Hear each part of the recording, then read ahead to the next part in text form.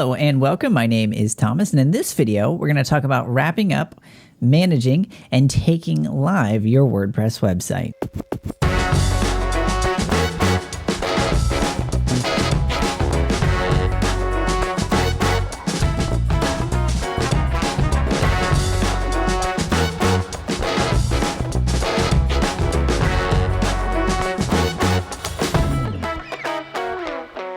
Okay, so welcome to the fifth and final video in this series. As I mentioned, this is going to be kind of the wrap up of the series. And what we're going to actually be doing is covering kind of all the other pieces that we haven't covered thus far in terms of kind of managing, styling, and pushing live your WordPress website. So again, this series has been more focused upon the fundamentals of content creation. However, in this video, we're going to kind of tie all those pieces together. Now, as I touched on in some of the previous videos, I am going to be installing and activating a specific WordPress theme that I created. And I have a free trial available for you guys. There's a free version of the theme that you can actually download, install, and use absolutely free. So let's go ahead and dive into it. Okay, so the first thing you want to do is go to notable.press/trial, which is going to take you to this page. And then all you have to do is enter in your email address, and we're going to send you a unique download link where you can actually access the theme. Now, once you've actually got that file, all you're going to do is you're going to go on over here to Appearance, click on that, and it's going to take you to the Themes section of this particular WordPress installation. Then what you're going to do is you're going to click Add New, click on Upload Theme, and then click Choose File. So now what I'm going to do is I'm going to just select the Notable Press theme file as it was downloaded. And we're going to click Install Now, and then it's going to give us the option to activate. So now we're just going to go ahead and activate that theme.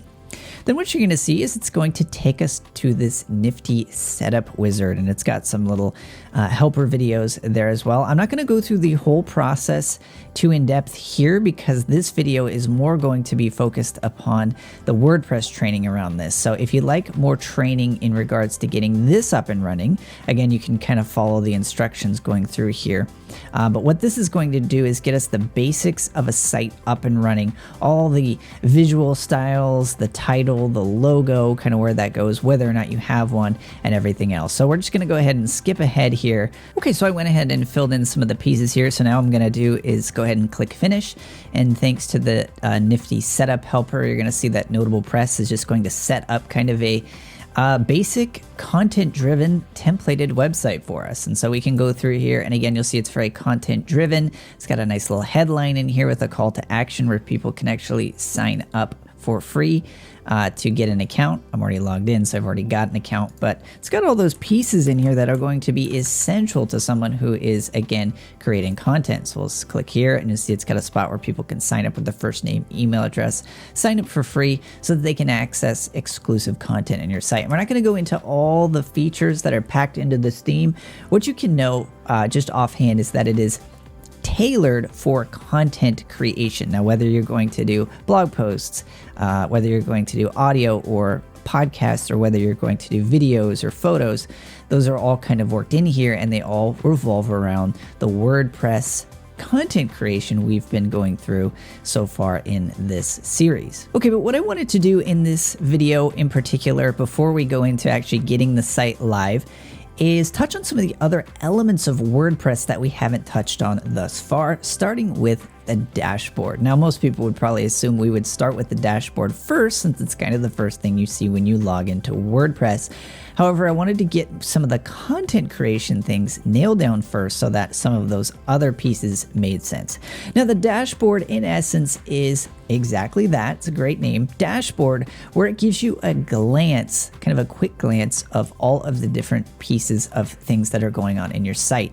There's a health status right here that I think that's specific to WP Engine.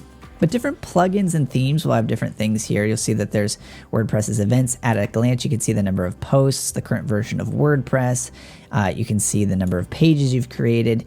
You can see the content that's been created and published. You can see the most recent comments that have been published as well. You've got a quick draft here. So if you've got, hey, a great idea for an article, here is the great idea. You can just go ahead and save that really quick to your drafts section.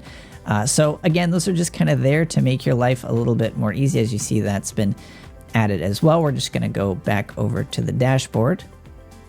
And you see that's been just added to your drafts. But you can drag these around. You can reorder them. There's different columns based upon, you know, my screen is pretty wide right now, so it's showing 3 columns. Most of the time, you're probably only going to be seeing 2. But if you want to see at a glance at the top, you can drag that there. You can collapse these if you want as well. You can also completely remove them. So up at screen options, you can specify which ones you want to see and which ones you do not. So if you want to keep this nice and clean, this makes it very simple for you to be able to do that.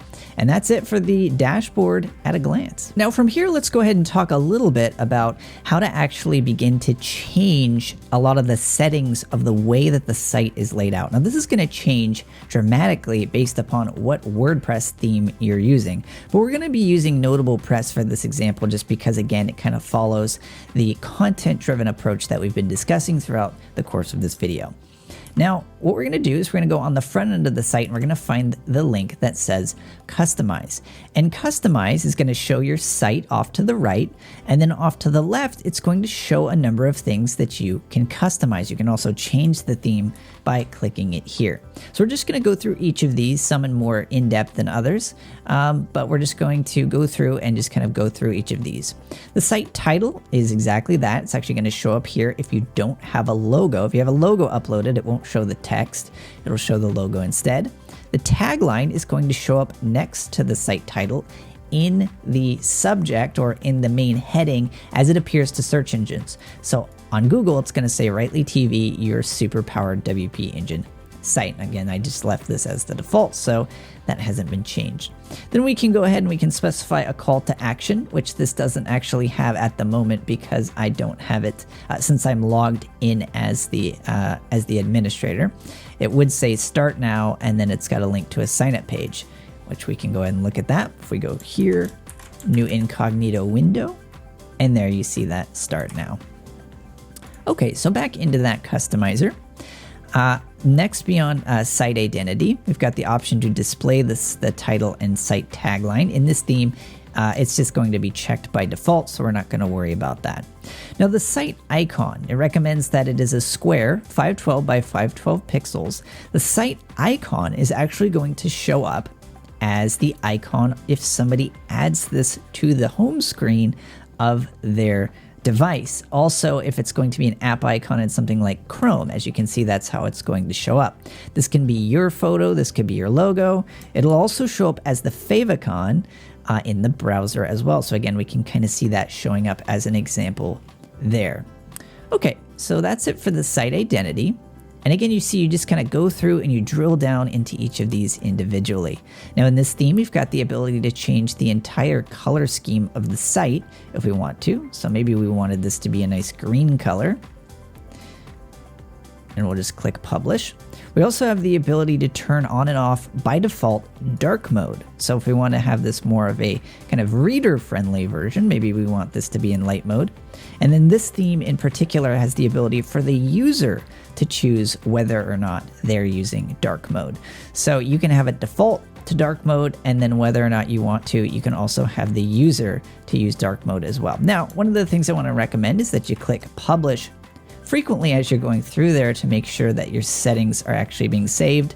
Close out, and we'll see that those changes have been saved. Okay. The next thing we have in here is the ability to change the fonts. So this actually uses the Google Fonts library. So you can choose from literally hundreds, if not, I believe, even thousands of fonts. So we could go through here at any point in time and we can get as creative or as conservative as we want to. So if we wanted to change this, we could actually just paste it in there and just see those changes live. And some fonts work a little bit better for headlines than others do. So you want to be very careful to make sure that whatever you're choosing is going to work really well. And it's clean and readable, not only for desktop, but also for mobile devices. Okay, so we're going to go ahead and change this back. But all we do is we just copy the title of that particular font, paste it in there, and then it changes. So this is the headline. So all the headlines will be this typeface. All of the body copy and all of the buttons will be this secondary typeface here. I'm going to click publish, and then we'll keep on going. Now for imagery, we're able to go through here and specify our logo if we would like to. We can also specify a dark mode. So if you've got different logos that work better on light mode and dark mode, you can specify those. For example, a light mode logo you might want to be black, whereas your dark mode logo might need to be white so that they stand out and they show up. Okay, so I'm gonna go ahead and pop a logo in here just to test this. Go ahead and drag this over. And this is a PNG with a transparent background, so that's gonna be really important to make sure there isn't any white background behind the logo itself. Oh, only needed to upload that once, so we'll just delete this. Select that one, choose image. And then there we go. We see that my logo is now appearing. Next, we've got some other options for the link transitions. So as we see, we can kind of got this little bit of a transition that takes place. Again, these are very specific to the style of the theme. So if you want super rounded corners, you could put this at like 15. If you wanted 0 rounded corners, meaning you wanted them square, you could do that. We'll just leave those at 3. And now we've got on to the next piece, which is a little bit less to do with the actual style of the way the site looks and more about the actual organization of our menus. Now, every theme is different, but this theme has 2 menus. So this top right menu here, and then this menu at the very bottom. So by default, when you set up this theme, it actually creates a number of menu items for you. So you can just edit those. If you don't want the home link, you can just remove it. If you want to add in a link to maybe a specific category, you could do that by adding that here. And you could specify them here. So maybe we want to put a link to our brand category. We can do that here. There we go. And we can rename that. So whatever you'd like that to be, you can specify that here within the menu. And again, you can kind of rearrange these and change them and just see them changing automatically up here. The next piece we see here is we want to specify where this menu that we've created, where we want it to show up in the theme. Now this has already kind of been created for us, and it has been assigned to the primary menu location, which is the top right. There's also a footer location as well, and we can see that at the bottom. So if we wanted to show this same menu at the top and at the bottom, we could just check this button for the footer, and it's just going to repeat it. And as you can see, those same items are now at the bottom. But instead, what we're going to do is we're going to go back, and then we're going to click this button that says Create New Menu, and we're going to call this Footer. And we're going to check this box right here that says Footer, and we're going to click Next. Add items, and let's say we just want to add a couple of pages. So maybe we want to add the link to create a free account and my account, and that's it. And so we're just going to go ahead and click Publish, and then let's take a look at that on the front end. So we'll see that we've got that menu at the top, and then create a free account and my account at the bottom, just as you would imagine.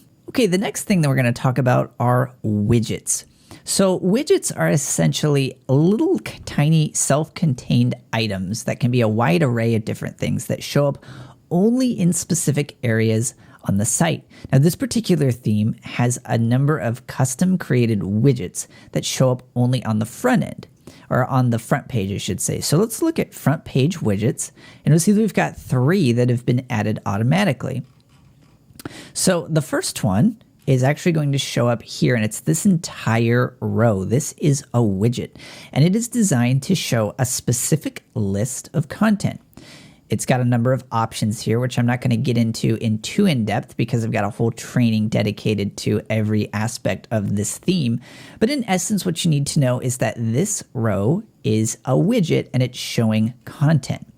This is the second widget right here, which is again showing a call to action and specific content. It's got a button, and it's got a specific area where this can actually be edited within the theme. And then we've got a third widget, which shows up here. And again, you can kind of rearrange these. So if you want them to show up in a specific order, as you can see, they're changing as I drag them around. Essentially, a widget can be a wide variety of things. In this case, it's a row of content. or a call to action. Let's take a look at a second widgetized area, which is down in the footer. So let's say in the footer, maybe we wanted to add one of those navigation menus. So what we could do is say connect footer, click publish, and sometimes you have to click save and jump back to the front end because it doesn't exactly render. But this is going to have 4 columns down here, each for a different widget. And the reason I'm not going through all the different types of widgets is because there are virtually an endless list of types of widgets that exist. So in essence, what we're going to do is we're just going to create 3 nav menus. Just give that a nice basic name. We'll just call this main menu. There we go. Add another widget. Pick this menu again. And let's add one more that's just some text. And there we go, we've added that text, and this is going to look pretty familiar to you. It's basically the classic editor. Then we're going to click publish, jump to the front end, and then scroll down, and we'll see we've got each of those individual widgets. And again, every theme is going to be different with how it handles widgets, what they do, and how they appear. Okay, so beyond widgets, we also have homepage settings. In this particular theme, we're not really going to be changing these because they're all set up to work specifically for this theme. However, if you're working with another theme, you can actually specify right here what your homepage displays, whether it shows your latest posts or a static page. This static page was created to show a wide variety of things that are dynamic, such as this headline, the call to action, the featured posts with trending posts, and each of these content rows. But if you wanted to, and you're using another theme, you could specify whether you're going to show a static page, latest post, and if you're going to use a static page, which one you're going to use, and then which page was going to apply to your posts page.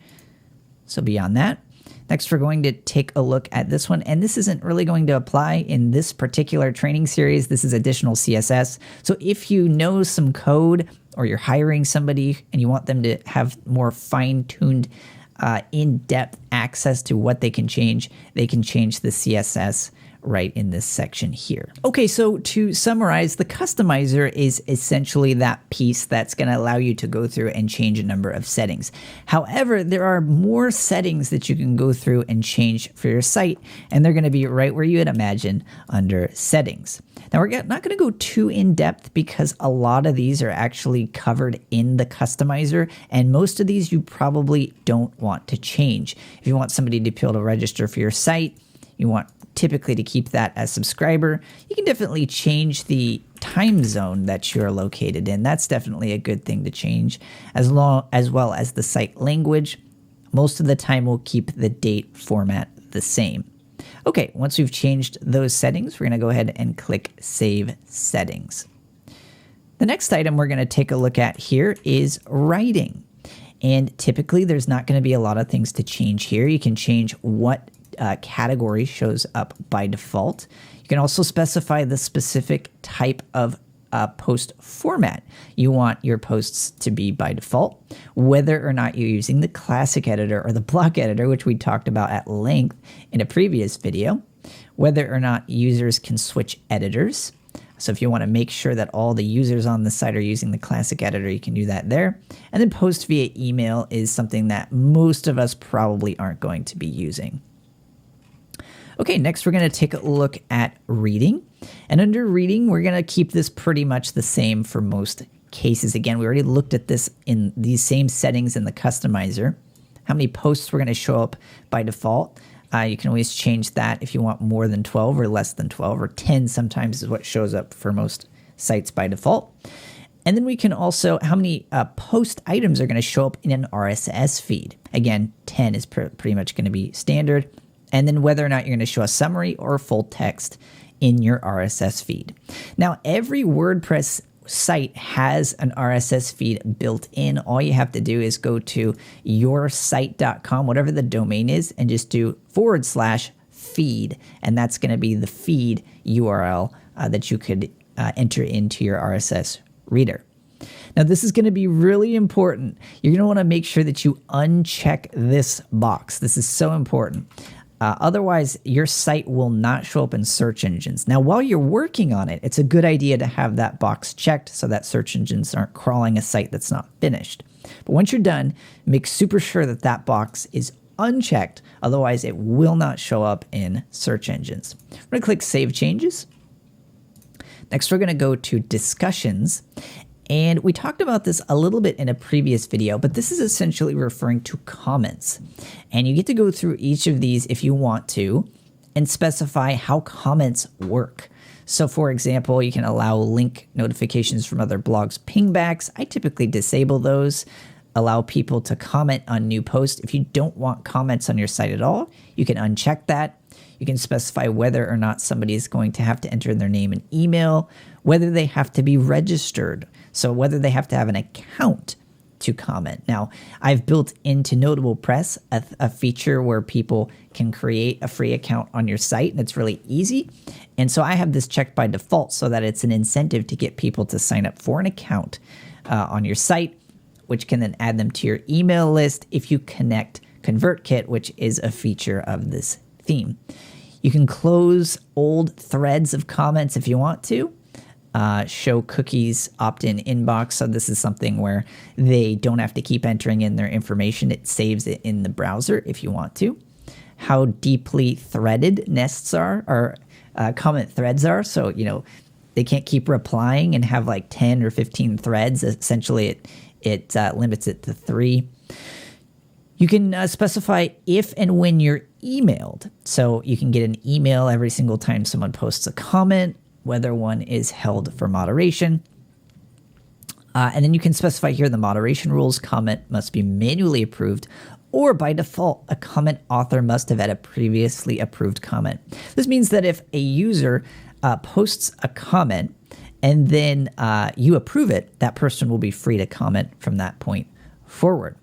From here, we've just got some ways for you to be able to blacklist or any URL or email or IP address if you want to.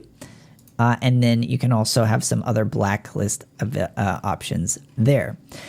Avatars are by default going to show up with the comments, and then you can actually have a rating that you uphold with that particular image.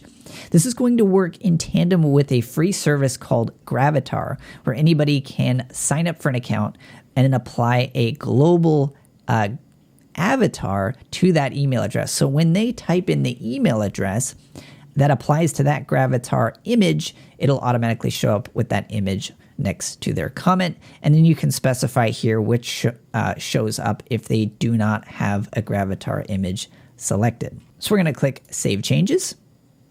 Then we're going to go over to Media. Now this is just going to show some default image sizes. We're just going to leave these the same. You can change these if you've got a specific reason to. Otherwise, I would just leave all of those the same. Now this one is really important, the next one, which is going to be permalinks. Now, WordPress, when I installed it, automatically changed the permalink structure to what we recommend, which is / and then the post name or slug. By default, WordPress is going to be kind of this ugly format here, which is $P equals and then an ID. This is going to be more readable and search engine friendly. If you want, you can specify any of these to something different, or you can customize the structure as well. Now, previously what we talked about was the fact that categories and tags have their category listed in the URL. So for example, it would be mywebsite.com/category/branding, right? But if you wanted to, here you can change the word category to topics or anything you want. Similarly, tags work the same way. So if you had something like mywebsite.com/tag/brand building, that would show up. But if you wanted the tags to be topics or something else, you can specify that here. If you want to leave them as categories and tags in the URLs, you can just save that. You can just leave them as is. And the last one that we're going to look at is one called privacy. So at the bottom left-hand corner, we've got the privacy section here. And I would recommend just kind of reading through this because this is actually going to draft and create a basic privacy policy for your website. and it's going to create one, but you're going to want to make sure that you actually edit this and that you go through their guide for what to include in your privacy policy, as well as making sure that you link to that particular page in the footer of your website. Okay, so those are the core settings of WordPress, but now let's go ahead and touch on some of these other pieces that are important to managing your site. We've already talked a little bit about appearance, so I'm not going to dive into this too far in depth. All this is the collection of your themes, right? So it's got themes that you can go through and specify. We're using Notable Press in this case, but again, WordPress comes with a number of themes that you can manage, and you can see some of the details about that theme by clicking on one. Now, also under appearance, beyond themes, are some of the things we've already looked at, such as the customizer, widgets, menus, the header, and then a theme editor, which is pretty much specific only to a developer. So we've already kind of went over each of these pieces, and again, they're all handled under the customizer. You can just also manage widgets and menus here if you don't want to use the customizer. Now, the next one we're going to take a look at is plugins. Now, plugins are a gigantic topic, and there are a ton of them out there. There are literally thousands, if not hundreds of thousands of active free plugins that you can use in order to kind of take your WordPress website to the next level. So I'm not going to get into that because, again, this is a basics course, and I want to make sure that we stay focused. But in essence, a plugin is something that you can add to your site that just adds functionality to it. So there's a wide variety of different things this could do. Yoast SEO, for example, is a plugin I highly recommend, which enables your site, in essence, to have a number of different fields in the content that you create that will help optimize it for search engines. So you can change the title as it shows up in search engines. You can change the description as it shows up. You can have it rank your content based upon keywords, and that's just one plugin out of thousands. So there's also free backup plugins as well. So essentially, you can just think of a theme as the framework or structure of how the site itself, at its base and at its core, looks and operates. The plugins are things that you add in to kind of tweak, change, or expand the functionality of the site itself. Now, in terms of the plugin navigator itself, if at any point in time you want to add new, you can just click this here. This is where you're actually going to manage your plugins. So you've actually got here which ones are active, and they'll be showing up here as a kind of light blue color. And then those that are active, meaning are inactive, those that have been installed on your site but are not currently active. Now, at any point in time, you can also activate one by just clicking the activate button. And then every plugin is going to have its own specific list of settings that you're going to need to change. We're not going to go through that in this video, as I mentioned. And then if you don't want a plugin to be active, again, you can just click deactivate. And again, similar to what we looked at for posts, this is how you're going to be able to manage, or you're going to be able to bulk edit or manage or see any of these specified by their status. Okay, so the next piece we'll take a look at is if we're going to add a new plugin. And what this is going to do is it's going to take you to a library. These are kind of the most popular free plugins of plugins in the entire free marketplace. So again, all these plugins are free. We already took a look at the classic editor, why we recommend that. But if you're going to be uploading a plugin outside of this library, you can just click upload plugin, choose the file, and then upload it to your WordPress website. Okay, so beyond plugins, the next thing that we want to take a look at are users. Now, users are, if you're just running your own site, it's just going to be you. That is, if you're not going to allow people to register, and you're just going to show up as an administrator. Now, if you're using Notable Press and you're allowing people to create an account, then they're going to be able to manage their account details here, and they will not have access to this bar or to the admin section of your site. You probably wouldn't want that. However, what you'll be able to see as the site administrator is a second tab here that has a list of subscribers, people who have access to the site, have an account on the site, but aren't necessarily administrators. You can also manually add users by giving them a username, an email, first name, last name, a password, and then whether or not you want them to the website to send them information to log in. Now, what's really important as well about this are the different roles that come inherent with WordPress. I'm not going to get too in depth with these because there's a lot of documentation on the WordPress website that can give you more details to the specifics of what everybody gets access to. But a subscriber by default doesn't really get access to anything in the admin. They can't create content or manage content or settings of any kind. A contributor can, if I remember correctly, a contributor can add posts, but they can't do anything with them. Similar to authors, they'll have access to your admin, but very limited. They won't be able to see any of the appearance or plugins or any of those extra pieces. They'll only be able to see the posts and only the posts that they've created. Similar to the author as well, authors will be able to submit posts that they can set to pending review so that an editor or an administrator can see and approve them. An editor can really see just about everything in the site except for any of the admin features such as the appearance, plugins, managing users, tools, settings. Those will all be excluded to an editor, but an editor will be able to create new posts, publish posts, schedule posts, approve posts, and everything that you would expect an editor to do. And then an administrator is exactly what you would imagine. An administrator has access to basically everything. Okay, so and then here is the kind of the list format, which is going to start to look really familiar to the other pieces that we've looked at in WordPress, such as bulk deleting, changing roles, managing by its particular role up here, and then adding new, searching, and screen options. Starting to look very familiar. But then if we click on this individual user, you'll see that there's a number of other settings that we have. Now, this is just for me as a user, but I can change the theme of the admin if I want to.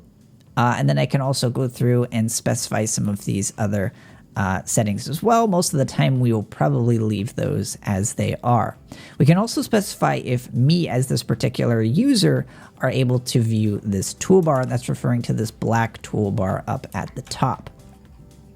I can actually go in here and specify first name, last name, nickname, which is going to is this kind of a secondary name that you can use publicly if you want to.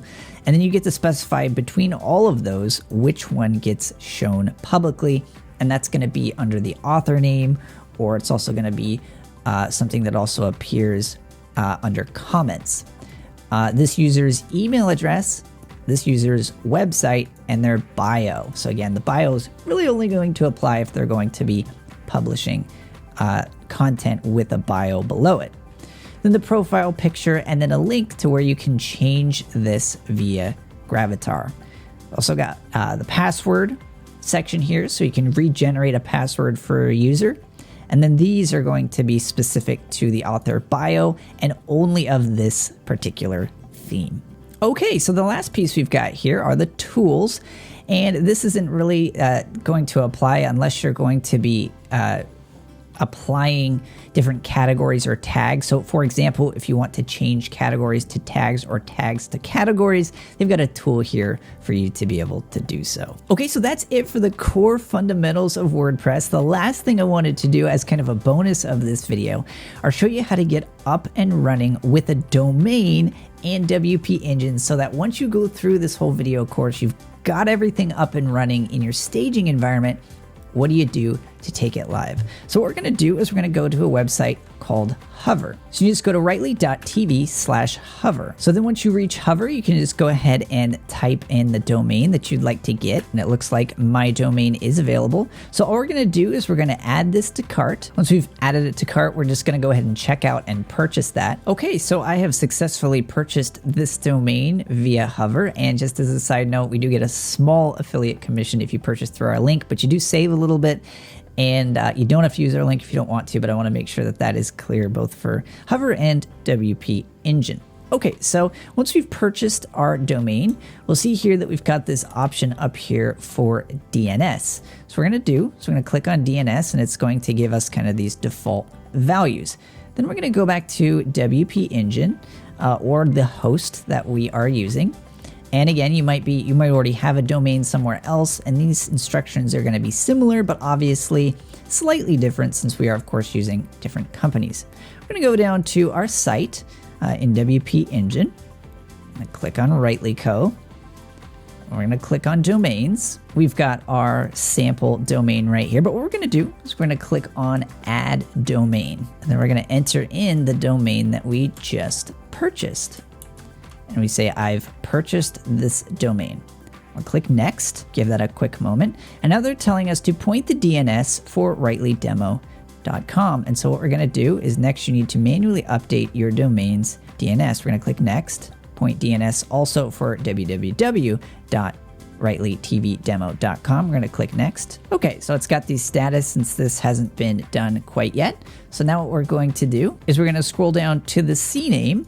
I'm going to copy that, and we're just going to go ahead and I'm just going to delete all of these records since I do not need them. And we're going to add a record. We're going to go to CNAME, host name. We're just going to put an @ target, click add CNAME. Then we're going to go in and grab the A record, add a record, keep it at A. Host name is going to be the @ that IP address, add record. And then there you go. From there, this is just going to take a little bit of time, like I said, for this to propagate. Once it's done, this website that I've been working on will be viewable, at least, as long as I have this up at rightlydemo.com. But that's how you get your domain switched over so it actually points to your new WordPress website.